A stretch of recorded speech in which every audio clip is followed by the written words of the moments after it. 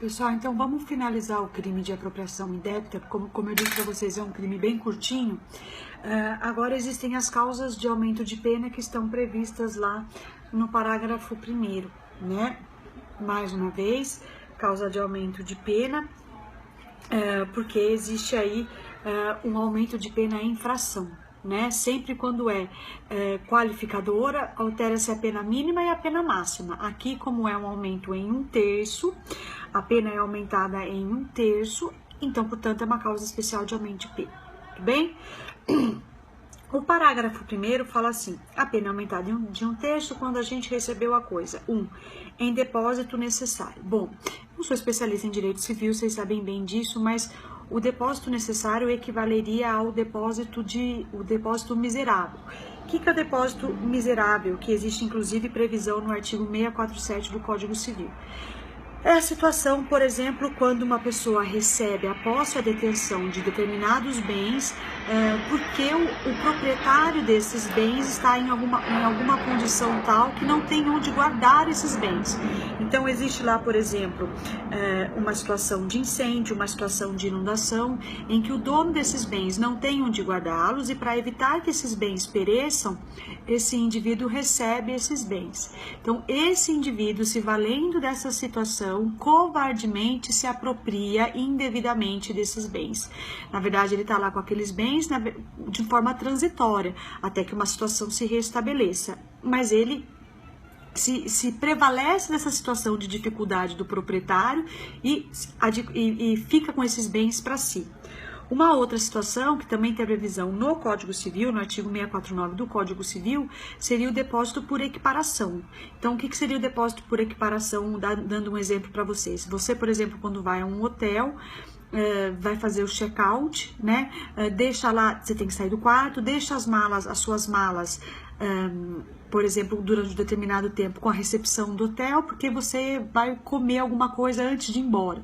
Então, as suas malas ficam lá sob a custódia, entre aspas, do pessoal do hotel da recepção. E aí, então, esse determinado indivíduo se aproveitando dessa situação, se apropria indevidamente das malas. Você entregou as malas para ele, saiu para comer alguma coisa, para voltar e finalmente ir embora. E ele, nesse momento, se apropria das malas, tá? O inciso 2º também envolve questões conceituais de direito civil. A pena é aumentada de 1/3 quando a gente recebeu a coisa na qualidade de tutor. Tutor, a gente sabe, né, que é o indivíduo que acaba sendo o representante do menor de 18 anos para cuidar do menor de 18 anos e, consequentemente, dos seus bens. O curador é, no caso, do doente mental. Então, ele diz lá, na qualidade de tutor, curador. O síndico e o liquidatário são termos que, de certa forma, foram revogados pela Lei de Falências. A Lei de Falências é a Lei 11.101 de 2005. E aí vai existir legislação específica para isso, tá? O inventariante, de uma forma bem simples, é o responsável pela administração da herança.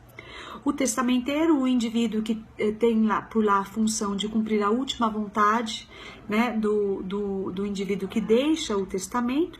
E o depositário judicial, que é aquele responsável para proteger e para velar determinados bens que tenham sido penhorados, arrestados, sequestrados ou arrecadados por ordem do juízo. Tudo isso está lá no artigo 159 do CPC. Então, essas pessoas, na verdade, elas estariam lá para proteger, para tutelar, né, para ter um cuidado com determinados bens que pertencem a outras pessoas, ou seja, pessoas foram nomeadas justamente para isso, e se valendo dessa situação, eles se apropriam do bem. Então, por isso que existe uma causa de aumento de pena, porque a reprovabilidade é muito maior, né? O inciso 3º, quando ele diz lá, o crime, a pena também vai ser aumentada quando o agente recebeu a coisa em razão de ofício, emprego ou profissão. Existe aí uma diferença conceitual, semântica do que sejam essas expressões, né? O ofício seria uma ocupação manual e mecânica, sem necessariamente ser uma situação de emprego. O emprego é quando existe realmente uma relação de subordinação, né? Uma relação de subordinação e dependência.